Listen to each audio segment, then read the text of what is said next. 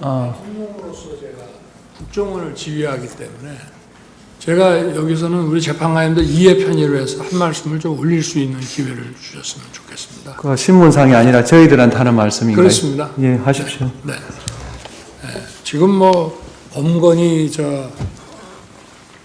위치 추적인이 이렇게 하는데요. 국정원은 수사권이 없고 범건은커녕 위치 추적을 할 수가 없습니다. 뭐 협력해서 한다고 하는데 그런 거를 방첩사령관이 모를 리가 없고, 그래서 저 자체는 이제 말이 안 된다고 저는 보고 있고요. 그리고 지금 저 메모가 지금 이 뭐 탄핵부터 뭐 내란물이니 이런 모든 프로세스가 지금 저 아까 우리 정영식 재판관님께서 그 지적하신 저 메모가 아마 제 판단에는 12월 6일 국회에서 박선원 의원한테 넘어가면서 시작이 된 거라고 저는 보는데요.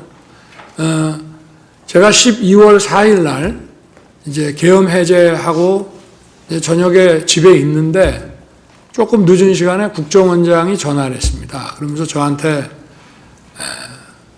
1차장한테, 홍장원 1차장한테 전화를 혹시 받으셨습니까? 그래서 모르겠는데 내가 한번 이 전화 끊고 한번 열어보겠습니다. 그래서 열어보니 전화가 왔는데 제가 못 받은 거더라고요. 왜냐하면 저 비화폰은 저 무음으로 늘 해놓기 때문에. 그래서 내가 다시 국정원장에게 전화해서 전화가 왔었노라. 왜 그러냐 그랬더니 사실은 대통령님께 진작에 말씀을 드렸어야 되는데 사실 좀 오래됐습니다. 근데 어떤 정치적 중립 문제라든지 뭐 제가 자세한 말씀을 이 자리에서 드리기는 하지만 홍장원 1차장을 좀 해임해야 되겠습니다. 그래서 제가 뭐 다른 것도 안 물었습니다. 그러니까 원장이 그렇게 판단하면 그렇게 하십시오.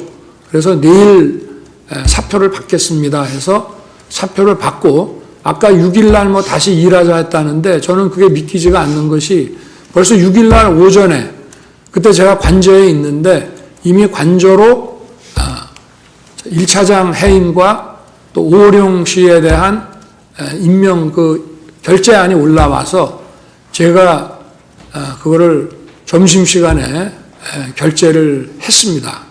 그 이후에 지금 이제 12월 6일 아침 기사부터 이런 체포 얘기가 대통령이 뭐 한동훈 대표를 잡아넣어라 이런 기사가 12월 6일 아침부터 나기 시작합니다. 그래서 이게 쭉 진행되는 것이고요. 그리고 아까 그 국정원장 해외 출장 문제와 관련해서는 제가 전주에 국정원장으로부터 이번 주에는 미국 출장이 있기 때문에 매주 금요일 날 하는 대통령 보고가 어렵습니다. 라고 얘기 들은 기억이 나서 제가 화요일 저녁에 국정원장한테 전화를 합니다. 해외에 있는지 국내에 있는지 알기 위해서. 그래서 제가 둘 사이에 약간의 그 미스커뮤니케이션이 있었습니다. 제가 국정원장한테 아직도 거기시죠? 저는 미국에 있는 줄 알고 그랬더니 국정원장이 예, 아직도 여기입니다. 이래서 저는 해외에 있는 줄 알았습니다. 그래서 처음으로 제가 홍장훈 1차장한테 전화를 하게 됩니다.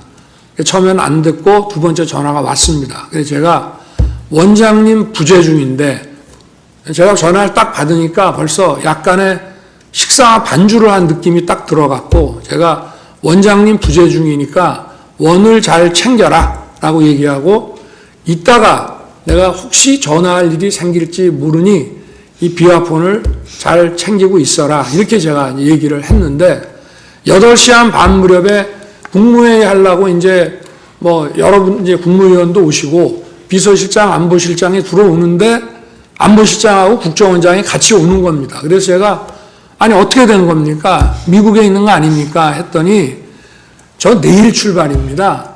그래서 제가 국정원장한테 나는 원장님 미국 계신 줄 알고 제가 1차장한테 전화를 했습니다.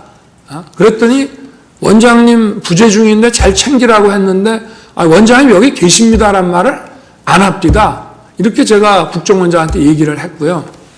그리고 국정원장도 아마 둘이서 그런 커뮤니케이션을 나중에 했을 거라고 저는 추측이 되는데, 제가 만약에 계엄사무에 대해서 국정원에다 뭘 지시하거나 뭐 부탁할 일이 있으면 국정원장한테 제가 직접 하지, 차장들, 업무 관련은 2차장이지만 2차장한테도 안 합니다. 원장한테, 무조건 기관장한테 하는 것이고요. 그리고 제가 1차장, 홍장훈 1차장한테 10시 거의 11시 다 돼가지고, 이제 제가 저 대국민 담화, 계엄선포 대국민 담화를 하고 올라와서 국무위원들 아직 남아있는 사람들하고 얘기한 다음에 돌려보내고, 제가 홍장훈 차장한테 전화한 거는 계엄사무가 아니고 이미 관련된 문제는 원장하고 다 얘기를 했기 때문에 제가 전화한 거는 아까 전화를 하겠다라고 한 것도 있고, 또 제가 해외 순방 때 국정원의 해외 담당 파트가 여러 가지 그 경호 정보를 많이 도왔기 때문에 제가 격려 차원에서 전화를 기왕 한 김에 한번 해야 되겠다라고 해서 계엄사무가 아닌 간첩 검거와 관련해서 여기는 수사권이 없고 조사권, 국가안보조사국으로 이름이 바뀌었습니다. 그래서 방첩사를 도와주라는 얘기를 한 것이고, 제가 국정원에다가 방첩사 도와주라는 얘기는 전임 김규현 원장 때나 조태영 원장 때나 늘 합니다. 왜냐? 방첩사는 예산이 아주 부족합니다. 그리고 국정원에는 정보들이 많이 있기 때문에 경찰에 줄 거는 경찰에 주고 또 방첩사에 줄 거는 방첩사에 주면서 저도 좀 예산 지원을 좀 해주라는 얘기를 쭉 해왔기 때문에 또 사관학교 후배니까 좀 도와주라. 그래서 간첩 수사를 방첩사가 잘 할 수 있게 도와주라는 계엄사무와 관계없는 얘기를 한 거를 가지고 만약에 그렇다면은 제가